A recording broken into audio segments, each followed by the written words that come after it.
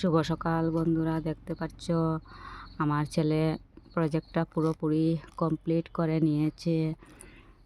ওই দেখো এদিকে রয়েছে সিটি হসপিটাল, ওই দেখো সিটি হসপিটাল, এদিকে রয়েছে একটি ঘর, এদিকে রয়েছে বিল্ডিং।